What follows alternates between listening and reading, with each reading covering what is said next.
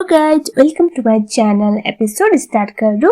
इससे पहले अगर आप लोग मेरे चैनल में नए हो तो चैनल को सब्सक्राइब जरूर कर लेना। यहाँ पर तलई फाई का एपिसोड नंबर 10 एक्सप्लेन होगा। इसके बाद 6 ही एपिसोड रह गए हैं। जितना जल्दी हो सके मैं आप लोगों के लिए जरूर लाऊंगी। और मुझे आप लोगों को एक बात बतानी है, इतना अच्छा ड्रामा होने के बावजूद भी मुझे इस ड्रामे में बहुत कम रिस्पॉन्स मिला है। तो प्लीज थोड़ा और शेयर करो, लाइक करो, कमेंट करो ताकि मेरे वीडियो का एंगेजमेंट बढ़े। एपिसोड की स्टार्टिंग में दिखाया जाता है अभी टी के पापा के साथ वसीकाठी बात कर रहे होते हैं और टी के पापा ने जो भी पता लगा था वो सब बताने लग जाते हैं। तो ये पहली बार नहीं था कि टी के पापा के ऊपर इस तरह से अटैक हुआ था। और पहले भी जो टी के पापा की एक एक्स वाइफ थी, यानी कि उनकी जो टी की स्टेप मॉम से शादी करने से पहले वाली वाइफ, वो भी मर गई थी। और बाद में एक लड़की को जब उन्होंने प्रेग्नेंट किया था वो भी मर गई थी अपने बेबी के साथ। तो जो भी अभी अंकल के आसपास होते थे सबके ऊपर अटैक हुआ करता था। और अभी टी के पापा बोल रहे थे कि वो तो अच्छा हुआ कि ली तुम्हें फ्रांस लेके गई, इसकी वजह से तुम जिंदा रह पाए। और मैंने ये भी पता लगाया है कि तुम्हारे पर भी बार बार अटैक हुआ करता था और अभी तो तुमने देखा ही होगा आइलैंड वापस आने के बाद। इसलिए मैंने सारा सच जानने के लिए, सच पता लगाने के लिए ये सब ड्रामा किया। ऐसा वो बोल रहे थे और वो बोलते हैं कि अब हम लोग सच के बहुत करीब हैं। और पसिका काफी ज्यादा ओर थी अंकल के लिए। और अब पसिका तो इतने सालों से अंकल के साथ रही है तो अब दोनों नजदीक तो होते ही, मतलब जो करीबी थी, जो बॉन्डिंग थी ना, वो देख के टी को थोड़ा सा बुरा तो लग रहा था। क्योंकि एक बात तो आप भूल गए कि पसिका और टी के पापा को कपल्स बोला करते थे लोग। सो हमें दिखा जाता है टी ऐसे बैठा हुआ था, तभी वहां पर टी के पापा आते और वो बोलते कि क्या हुआ है बेटा। तभी टी बोलता है कि मुझे समझ में नहीं आ रहा है कि मैं आपके साथ किस तरह से बातें करूं, क्योंकि मैंने लाइफ में कभी भी आपके साथ ढंग से बात की ही नहीं।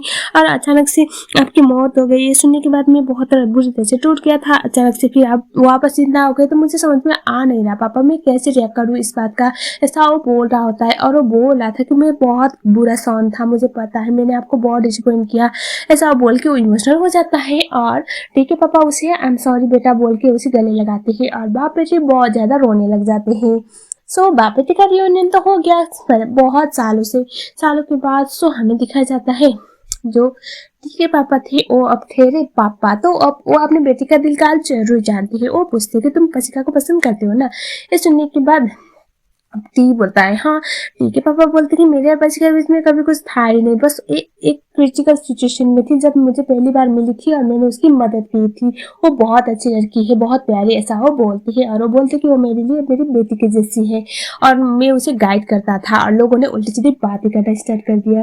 टी बोलता है कि मैं उसे बहुत प्यार करता हूँ पापा, लेकिन इसका कोई फायदा नहीं क्योंकि मुझे तो रिंडा से शादी करनी पड़ेगी, ऐसा वो बोलता है। ये सुनने के बाद पापा बोलते हैं रिंडा मतलब, तभी वो बताता है सुरा की भतीजी। ये सुनने के बाद जो पापा थे वो बोलते कि पर क्यों, तभी टी जो भी हुआ था वो सब कुछ बता देता है। ये सुनने के बाद जो टी के पापा थे वो बोलते कि पता नहीं एक कोइंसिडेंस है या फिर कुछ ज्यादा ही किसी का चाल, क्योंकि ये ऑलरेडी मैंने भी झेल लिया था, ऐसा वो बोलते हैं। सो फ्लैशबैक टाइम जहाँ पर जब ली को शादी करने के बाद एक लड़की को उन्होंने प्रेग्नेंट किया था। तो उसका सीन ये था कि वो एक असिस्टेंट हुआ करती थी अंकल की और उसके बाद उसने कुछ खाने को दिया था और वो खाने के बाद वो अचानक नेक्स्ट डे उठे तो वो देखते हैं कि वो जो लड़की थी असिस्टेंट वो रोने लग जाती है और वो बोलती है कि मैं आपके बच्चे की माँ बनने वाली हूँ बाद में।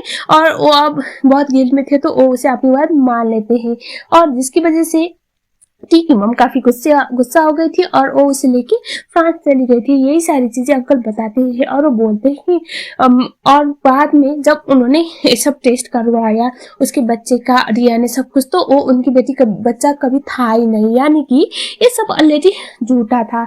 और जो सुरा थी वो टी के पापा को पागल की तरह पसंद करती थी, ऑब्सेशन वाला प्यार। जब उन्होंने उसे इग्नोर कर दिया था, मन ठुकराया था, तो इसी बात का बदला लेने के लिए वो बहुत कुछ किया करती थी। और वो बोल रहे थे कि मुझे लगा था उस टाइम पे उसी ने उस बंदी को मेरे साथ सेट किया था, तो तुम भी सोचो तो एग्जैक्ट सेम चीज तुम्हारे साथ कैसे हो सकता है, और वो भी सेम सुरा की भतीजी के साथ, कोई और क्यों नहीं, ऐसा वो बोल रहे थे। और उसके बाद वो उसे बोलते कि तुम बहुत ज्यादा मैच्योर हो, पढ़े लिखे हो बेटा, तुम जाओ और सच पता लगाने की ट्राई करो, क्योंकि हो सकता है जैसा सच दिख रहा हो ऐसा ना हो और तुम्हें लाइफ में फिर से एक बार अपने प्यार को हासिल करने का मौका मिले, ऐसा वो बोल लेते हैं। ये सुनने के बाद टी को भी अंदर से थोड़ी सी हिम्मत आती है कि हाँ मैं भी अभी भी जान से से उसका और पशिका का एक होने का ऐसा वो सोचने लग जाता है। और उसके बाद हमें दिखाया जाता है वो अब आइलैंड में जाने के बारे में सोच रहा था कि अब सोचता है वो आइलैंड वापस आएगा और पशिका को इसी के बारे में बोलता है। पशिका बोलती है मैं तुम्हारे साथ चलूं, तभी टी उसे मना कर देता है। पशिका पूछती है कि तुम नहीं चाहते ना कि तुम्हारी शादी में मैं रहूं। ये सुनने के बाद टी बोलता है ऐसी बात नहीं है, मैं बस चाहता हूँ कि तुम मेरे पापा का देखभाल करो, ऐसा वो बोलता है। टी अपने आइलैंड में वापस आता है और वो अपने पापा की बातें याद कर रहा होता है, जहाँ पर उसके पापा ने बोला हुआ था कि अभी इस आइलैंड में जो पैसों की इधर उधर जो हेराफेरी हो रही है वो उसमें सुडा का हाथ है, उन्हें कंफर्म है और उनके पास अभी एविडेंस ही नहीं है। और वो बहुत सारी ऐसी चीजें बोलते हैं जिसकी वजह से टी का अब सारा ध्यान सुडा के ऊपर चला जाता है।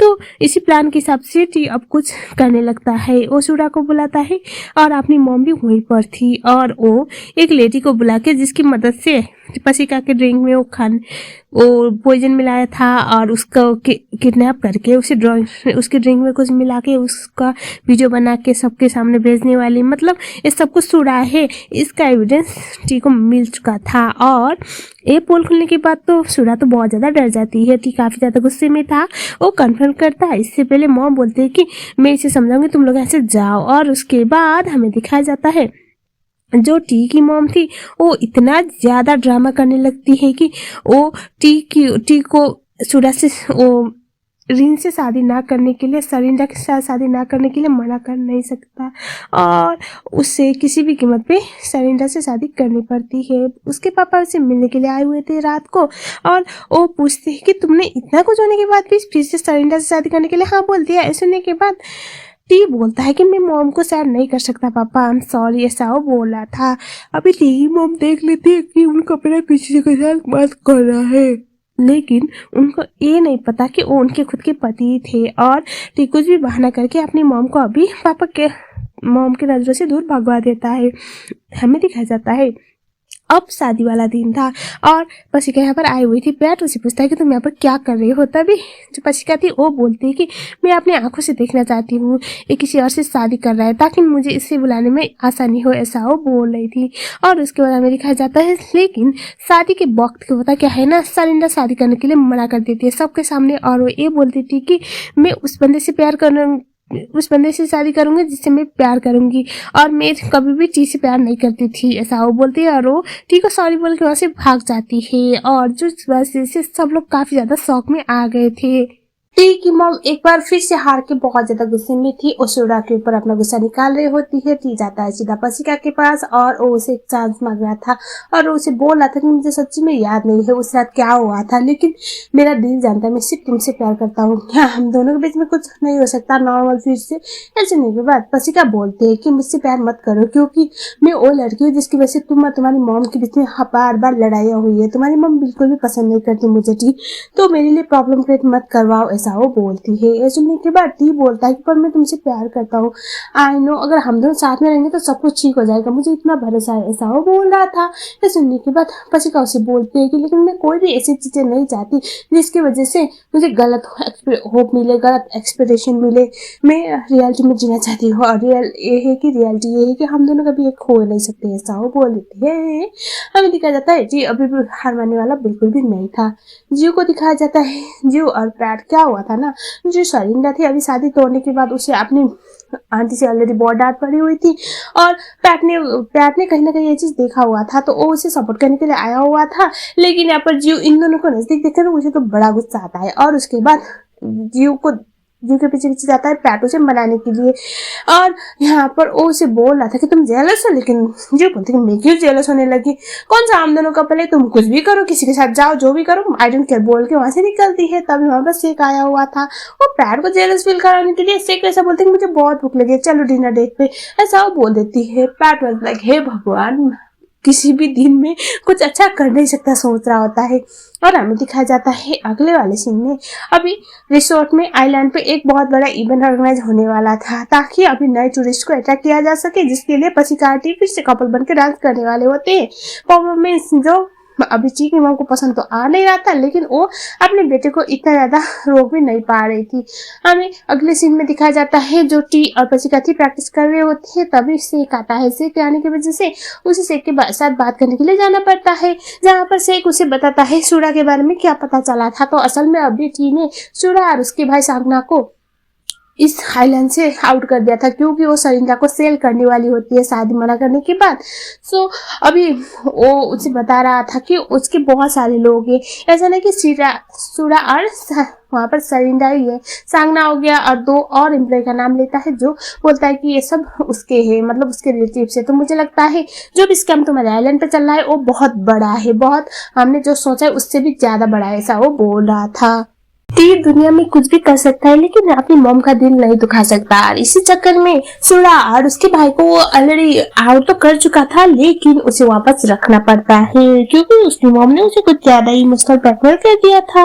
और अब ये टी के मॉम के प्लानिंग के हिसाब से पसिका को गिराया जाता है, ताकि उसका पैर में हो जाए और टी के साथ परफॉर्म ना कर पाए। लेकिन परफॉर्मेंस के टाइम पे तो पसिका बहुत आराम से परफॉर्म कर लेती है, जिस बात की वजह से टी के मॉम को और भी ज्यादा गुस्सा आने लग जाता है। और इनका ये प्रमोशन कैंपेन काफी ज्यादा अच्छा चलता है, जिसकी वजह से बहुत इम्प्रूवमेंट होता है आइलैंड पे।